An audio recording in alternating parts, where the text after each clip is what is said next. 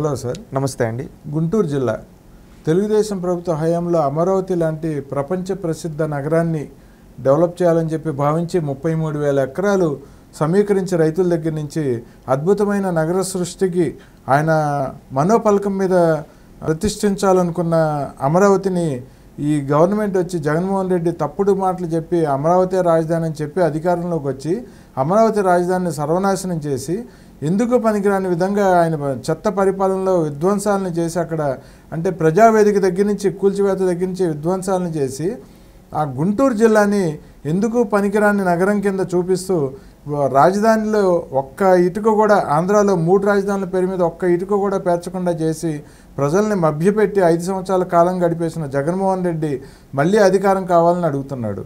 మళ్ళీ అధికారం ఇవ్వండి అని అడుగుతున్నాడు ప్రజల్ని. మరొక్క ఛాన్స్ అని అడుగుతున్నారు. ఏం చెప్తారు దీని గురించి? ఒకటి, గుంటూరు జిల్లా ఎంతో ప్రసిద్ధి జిల్లా.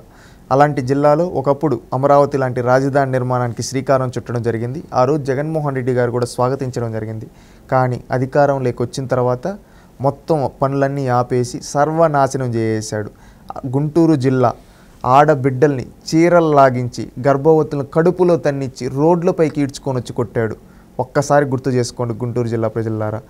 అత్యధికంగా ఎస్సీలున్న నియోజకవర్గం తాడికొండ. అలాంటి నియోజకవర్గంలో కమ్మరావతిని ఒక కులం పైన విషం జిమ్మడానికి రాజధాని ఆపేశాడు. ముఖ్యంగా బడుగు బలహీన వర్గాలు నష్టపోయే విధంగా చేశాడు.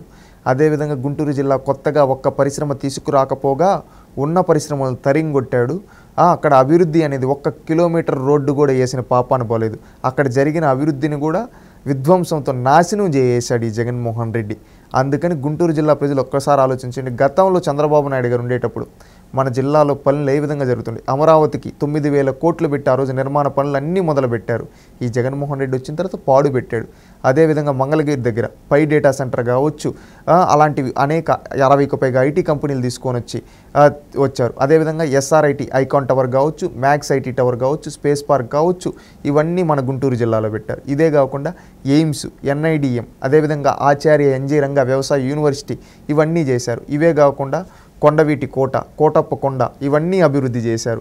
ఇవే కాకుండా forensic lab, AP police head quarters ఇవన్నీ మన గుంటూరు జిల్లాలో పెట్టారు.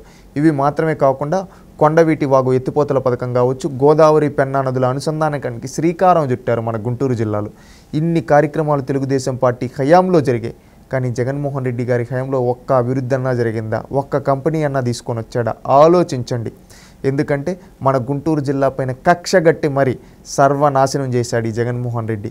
అలాంటి ఈయనకి మనం ఓటుతో బుద్ధి చెప్దాం. ప్రతి ఒక్కరూ ఆలోచించండి. రాష్ట్ర భవిష్యత్తు కోసం, అదేవిధంగా మన గుంటూరును అభివృద్ధి చేసుకోవడం కోసం ఈ జగన్మోహన్ రెడ్డి గారిని ఓడిద్దాం. కూటమికి ఓటేసి తెలుగుదేశం పార్టీ, జనసేన, బీజేపీ అభ్యర్థులను గెలిపించుకున్నాం, రాష్ట్రాన్ని గెలిపించుకున్నాం. మళ్ళీ మన గుంటూరు జిల్లాలో అమరావతి రాజధానిని పూర్తి చేసుకొని రాష్ట్రానికే కాదు ప్రపంచానికే ఆదర్శంగా నిలుద్దాం. ప్రపంచ ప్రసిద్ధి కంపెనీలు మన జిల్లాలో పెట్టే విధంగా, అదేవిధంగా వరల్డ్ క్లాస్ టెక్నాలజీ ఇన్ఫ్రాస్ట్రక్చర్ మన జిల్లాలో డెవలప్ అయ్యే విధంగా మనందరం మన ఓటుతో కృషి చేద్దాం.